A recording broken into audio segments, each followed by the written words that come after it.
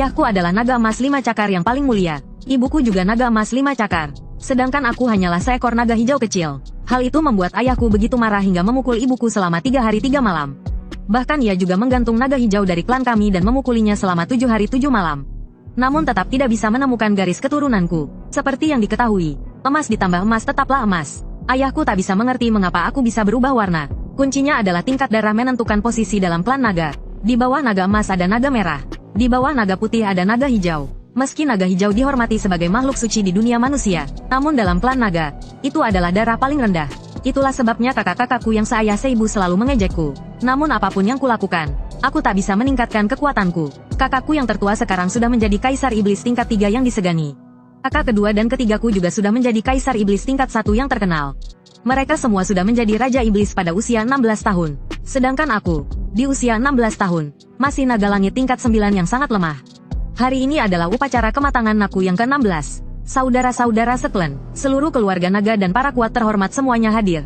Aku adalah putra mahkota yang sangat terhormat dalam klan naga. Menurut peraturan klan, setiap putra mahkota berusia 16 tahun dalam klan naga akan mengadakan upacara besar. Semua wanita naga di klan akan mengenakan pakaian terbaik dan hadir di perjamuan. Saat itu, aku bisa memilih calon istriku di tengah perjamuan.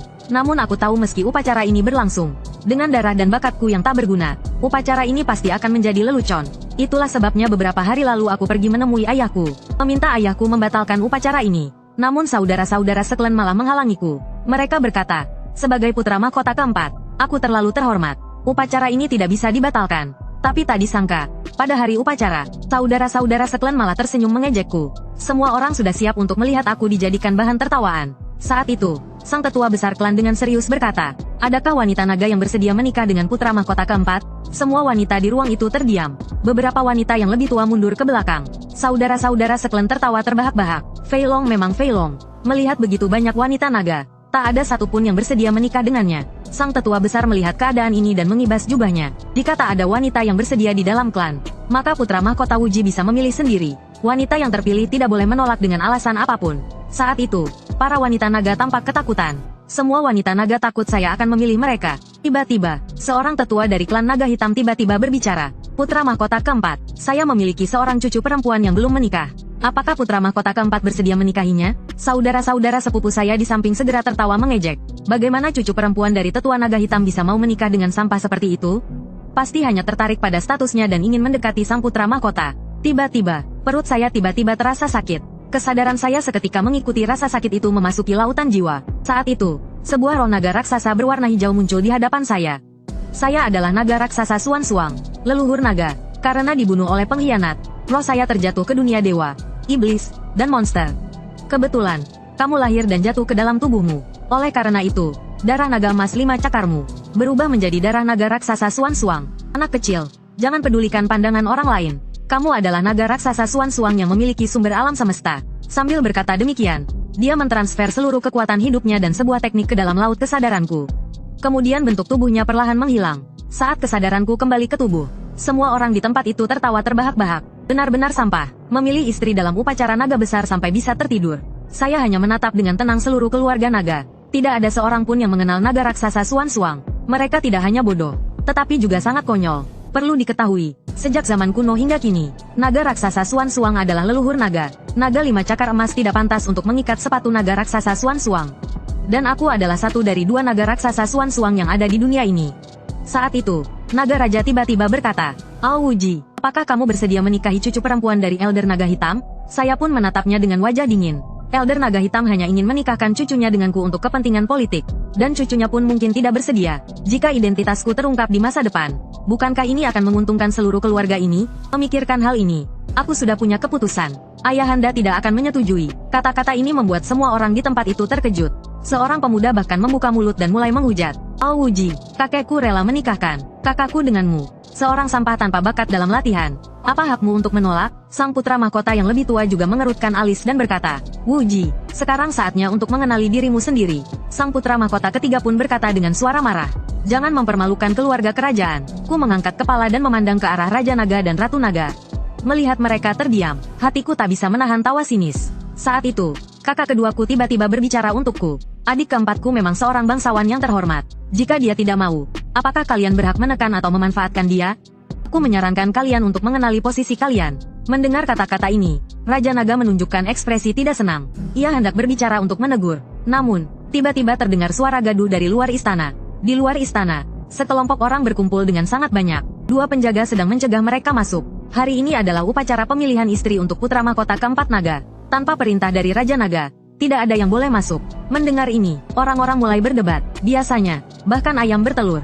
Raja Naga akan merayakannya dengan besar-besaran. Mengapa untuk upacara besar seperti pemilihan istri putra mahkota ini, mereka tidak mengundang King Long? Apakah benar-benar ada rumor bahwa putra mahkota keempat naga adalah seorang King Long? Mungkin itu benar. Menurut logika, jika orang tua mereka adalah makhluk suci super seperti 5 cakar emas naga, anak yang lahir, meskipun darahnya lebih lemah, tidak seharusnya menjadi King Long. Mungkin dia hanya anak liar. Kalian berani sekali. Jika tidak ingin kepala kalian, aku bisa potong. Suara ini berasal dari Raja Burung Terbang, Wu Shen Huang. Aslinya adalah makhluk ilahi mutasi, Da Huang Jinwu. Di sampingnya ada Ratu Rubah Ekor 9. Ada Kaisar King dari suku King Luan, dan juga Raja Naga dari suku sapi warna-warni. Mereka berempat bersama Raja Naga disebut sebagai 3 raja dan 2 kaisar di dunia setan.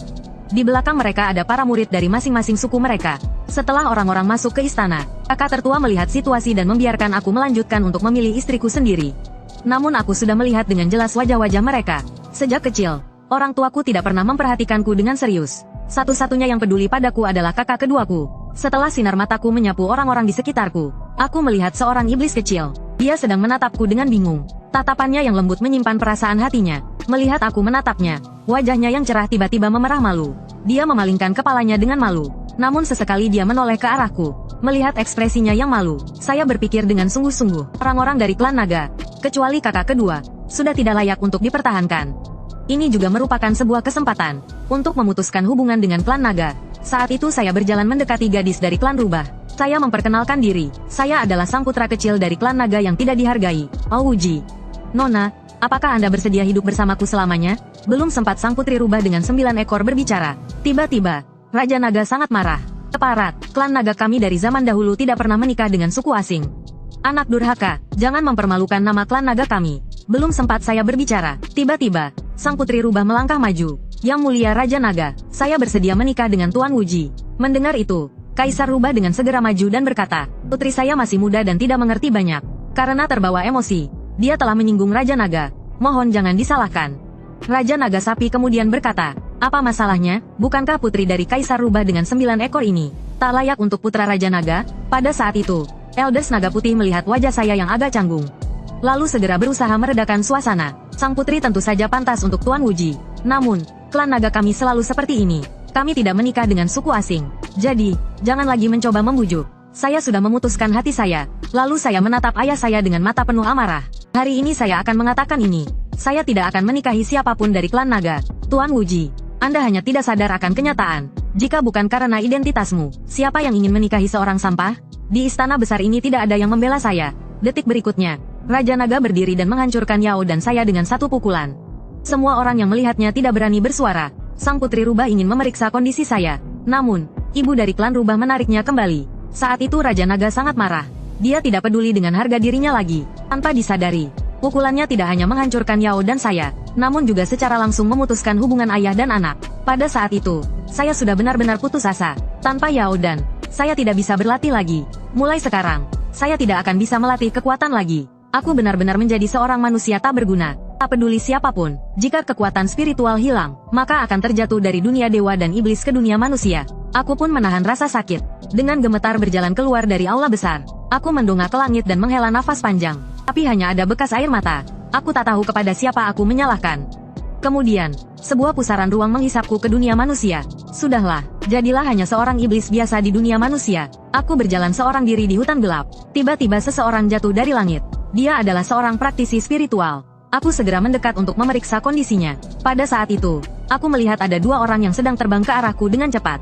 Tanpa berkata apa-apa, mereka langsung menyerangku. Secara naluriah, aku menangkis serangan mereka dengan tanganku. Kupikir aku pasti akan mati. Namun, aku merasa tubuhku tidak terluka sedikit pun. Apa ini? Bukankah aku sudah kehilangan seluruh kekuatanku? Segera setelah itu, kedua orang tersebut melihat bahwa aku adalah anggota klan naga. Dan aku berhasil menangkis serangan mereka tanpa menunjukkan kekuatan apapun. Mereka pun ketakutan dan berbalik pergi. Aku melihat seorang pria yang terbaring di tanah. Sepertinya terluka cukup parah. Kemudian aku membawanya ke sebuah gua. Saat itu, aku kembali mengenang pertempuran yang baru saja terjadi. Tiba-tiba, indera spiritualku kembali ke tempat di mana Yin dan jiwa iblis berada. Sebuah buku bersinar terang muncul di depan mataku. Di atas buku kuno itu, sebuah Yin dan baru sedang berkembang. Bahkan aku bisa merasakan bahwa Yin dan ini lebih kuat daripada yang sebelumnya hancur. Aku mendekat dan melihat judul buku itu, Taigu Shenlong Jue, Mantra Naga Dewa Purba. Karena penasaran, aku membuka halaman pertama. Tiba-tiba, sebuah bayangan muncul di atas kepalaku. Zulong membunuh di 4 penjuru, menghancurkan musuh. Di utara, di bawah sungai es, naga dilahirkan. Melalui ujian ilahi, naga es bersayap. Namanya Xuan Suang, memiliki asal-usul, bisa mendirikan segala alam semesta. Jiwaku akan hancur, namun akan terlahir kembali. Setelah itu, bayangan tersebut berubah menjadi asap hijau dan terbang ke dalam Yindan. Ketika aku sadar kembali, aku melihat energi spiritual dari sekeliling 100 mil dengan cepat masuk ke tubuhku. Sekejap tubuhku bersinar terang. Beberapa saat kemudian, dengan teriakan yang keras, aku langsung melampaui tahap ujian ilahi. Aku merasa seperti sedang bermimpi. Tak percaya, di satu sisi, Yin dan hancur dan jatuh ke dunia fana. Kaki belakang saya segera menembus ke tahap duhai. Ini berarti saya akan segera terbang ke dunia atas. Saat ini saya di dunia bawah hampir bisa berjalan dengan bebas. Tiba-tiba suara batuk menarik perhatian saya. Itu adalah pria yang terluka yang terbangun.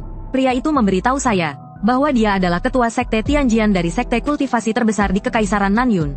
Setelah mengetahui identitas pria itu, saya merasa bingung. Pria itu juga melihat kebingungan saya. Apakah kamu ingin bertanya, bagaimana mungkin seorang ketua sekte dengan kekuatan tahap Dajin dikejar oleh 2 orang dari ras Mingxu yang berada di tahap Guixu? Karena di bagian timur Kekaisaran Nanyun ditemukan sebuah kediaman abadi. Kediaman abadi ini terletak di pusat benua Tianyun. Kemungkinan besar itu adalah warisan dari seorang kaisar abadi sebelumnya. Oleh karena itu, berbagai ras terus berselisih untuk merebut kediaman abadi ini. Saya terluka oleh seorang ahli tahap duhai dari ras Mingxu, hingga dikejar sampai ke sini. Setelah itu, pria itu memandang saya dari atas ke bawah. Sekte Tianjian kami selalu berteman baik dengan ras naga. Mengapa saya tidak pernah mendengar tentang seorang sesepuh naga yang memiliki kekuatan sebesar ini di tahap duhai? Untuk menjaga kerahasiaan identitas, saya hanya bisa mengatakan bahwa saya telah lama bertapa, dan tidak berhubungan dengan dunia luar. Setelah beberapa basa-basi, kami berpisah di sana. Tidak lama setelah itu, saya sudah memahami semua informasi tentang dunia bawah. Di sini, sekte-sekte memiliki energi spiritual yang tak terhitung jumlahnya. Selain kultivasi dalam sihir, pengembangan abadi, dan kultivasi iblis, ada juga mereka yang mengkultivasikan dunia gaib dan Buddha. Hal ini benar-benar tidak pernah terdengar di dunia atas. Meskipun berbagai ras memiliki teknik dan tingkat kultivasi yang sangat berbeda, pada akhirnya semuanya berakhir di tahap Dajin. Kemudian, mereka melakukan duhai. Setelah itu, mereka terbang ke dunia atas. Saat ini, saya sudah mencapai puncak kultivasi duhai. Tetapi saya tidak merasakan adanya tanda-tanda petaka langit.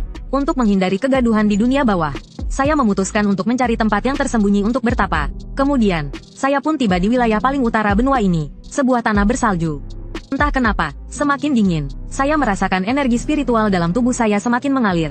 Sebelumnya, orang misterius mengatakan bahwa tubuh asli saya adalah naga Xuan Suang. Lalu, saya segera mengubah diri menjadi bentuk asli saya. Sekejap kemudian, seekor naga es yang jernih dan transparan muncul di atas gletser. Kemudian, saya kembali ke bentuk semula dan mulai bertapa, mempelajari teknik naga kuno. Tanpa sadar, saya telah bertapa di sini selama 1.000.000 tahun. Tingkat kultivasi saya telah mencapai level 9 iblis kaisar. Selama 1.000.000 tahun itu, saya akhirnya memahami kata-kata yang ditinggalkan oleh orang misterius. Eos melahirkan naga agung dari 10.000 naga. Naga leluhur sangat pembunuh, membantai satu ras, karena dosa pembunuhan yang terlalu dalam. Keberuntungan abis dan ia dipenjara di Gunung Kunlun. Kemudian, pada zaman es besar, lahirlah naga es. Setelah naga es melewati ujian langit, ia harus melewati ujian dewa. Barulah ia bisa berubah menjadi sayap dan menjadi naga yang dipilih. Namanya Xuan Suang. Oleh karena itu, saya sekarang hanya memiliki tubuh naga es. Setelah melewati ujian dewa dan berubah menjadi sayap, barulah saya benar-benar menjadi naga agung Xuan Suang. Dengan kekuatan sumber asli saya tidak akan terbang ke dunia atas hanya karena melewati ujian langit. Bahkan setelah melewati ujian dewa dan menjadi dewa langit, saya tidak akan terikat oleh takdir langit. Saya bisa bepergian bebas di 3 dunia. Saat ini, kekuatan saya di dunia atas di kalangan para dewa, iblis, dan naga sudah sangat besar. Namun saya tidak berniat kembali ke dunia atas. Saya sudah memutuskan hubungan dengan naga raja. Sejak saat itu, tidak ada lagi ikatan ayah dan anak. Saya berniat pergi ke dunia bawah, ke wilayah naga yang terletak di Laut Api. Namun, ketika saya melewati Sekte Pedang Langit di Kekaisaran Nanyun, saya kebetulan menyaksikan pengangkatan ketua baru. Setelah sekian lama tidak terlibat dalam keramaian, saya memutuskan untuk mengunjungi teman lama. Dengan tekanan aura Kaisar Iblis tingkat 9 saya, sudah cukup membuat penjaga sekte merasa sesak untuk bernapas. Saya berpikir, pria yang saya selamatkan dulu mungkin sudah terbang ke dunia atas. Namun, setelah bertanya, jawaban dari penjaga sekte membuat saya terkejut. Penjaga itu memberitahu saya bahwa pria itu tidak melewati ujian langit dan terbang ke dunia atas. Sebaliknya, dia meninggal di dalam istana kekal yang dia jelajahi dulu. Dulu, para ahli duhai dari berbagai ras dan para praktisi independen menjelajahi sebuah istana kekal. Namun, akhirnya tidak ada yang keluar hidup-hidup. Yang aneh adalah, satu-satunya yang tidak ikut adalah naga dari wilayah Laut Api. Setelah mendengar kata-kata penjaga, saya pun teringat kembali kata-kata pria itu dulu. Bahwa istana kekal itu terletak di timur Kekaisaran Nanyun. Tampaknya saya harus pergi ke Laut Api. Namun, sebelumnya saya harus menyelidiki Gunung Kunlun terlebih dahulu. Setelah itu, saya menghilang dalam sekejap dari tempat tersebut, meninggalkan penjaga yang kebingungan. Kemudian saya tiba di tempat istana kekal berada. Pintu masuk istana kekal sangat tersembunyi, dengan angin dan pegunungan bertumpuk.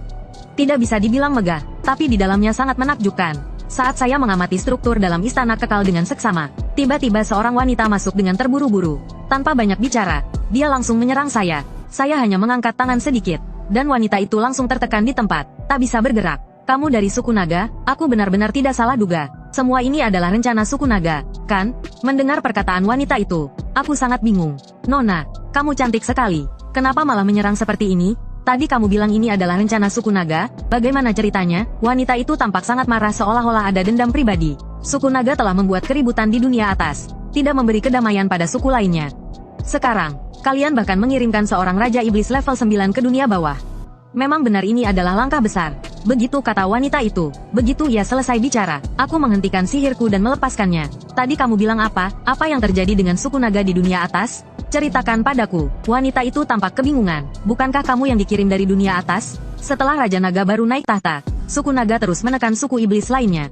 Mereka bahkan langsung berperang dengan umat manusia. Sudah jutaan tahun. Selain kalian, hanya suku naga yang terbang ke dunia atas. Tidak ada yang lain. Mendengar ini, aku sangat terkejut. Apa katamu, Raja Naga baru naik tahta? Apakah itu kakakku? Apakah ayah kami sudah terbang ke dunia dewa? Wanita itu terkejut dan berkata, apa, Raja Naga sebelumnya adalah ayahmu? Siapa kamu sebenarnya? Aku adalah Ouji. Wanita itu menatapku dari atas ke bawah. Kamu tahu tentang Uji? Cepat katakan, apa yang kamu lakukan padanya? Begitu mendengar nama itu, wanita itu seperti meledak karena marah. Namun dia tidak bisa mempercayai bahwa aku adalah Ouji. Saat itu, aku tersenyum tipis. Jutaan tahun, sudah lama tidak ada yang memanggilku seperti itu. Aku tidak sia-sia jatuh ke dunia fana. Setelah mendengar itu, wanita itu langsung memelukku. Air mata mengalir deras dari sudut matanya. Benarkah ini kamu? Tapi bukankah jiwa iblismu sudah rusak? Waktu tidak bisa melupakan segalanya, termasuk perasaan yang pernah aku rasakan padanya. Kemudian aku perlahan membuka mulut dan berkata, kamu adalah rubah kecil. Wanita itu sedikit mengangguk. Setelah berbincang, aku mengetahui bahwa saat ini dunia dewa, iblis, dan monster sedang kacau. Suku naga sedang berperang dengan 9 kaisar dewa manusia. Raja Naga sekarat, Pangeran Au Wushuang naik tahta. Kepala tertua menjadi wali. Pangeran Au Tian hilang. Yang tidak berubah adalah kakakku Au Wuxin. Dia masih menghabiskan waktu mendengarkan musik, menikmati bunga, dan bermain dengan ikan. Saat kami sedang berbincang, tiba-tiba sebuah formasi sihir aktif. Sebuah formasi yang cukup kuat untuk membunuh Raja Iblis Jinxian, dan Raja Monster muncul di hadapanku. Formasi sebesar ini jelas bukan sesuatu yang bisa disiapkan oleh immortal atau monster biasa. Apalagi seseorang yang dalam tahap transendensi. Jelas ini adalah karya orang dari dunia atas. Saat itu, rubah kecil itu menunjuk pada tanda di formasi dan berkata, ini adalah formasi pembunuh 5 elemen yang hanya bisa disiapkan oleh seorang kaisar dewa. Namun saat aku melihat tanda itu, aku langsung terdiam kaget. Ternyata di sana terukir tanda darah khas suku naga.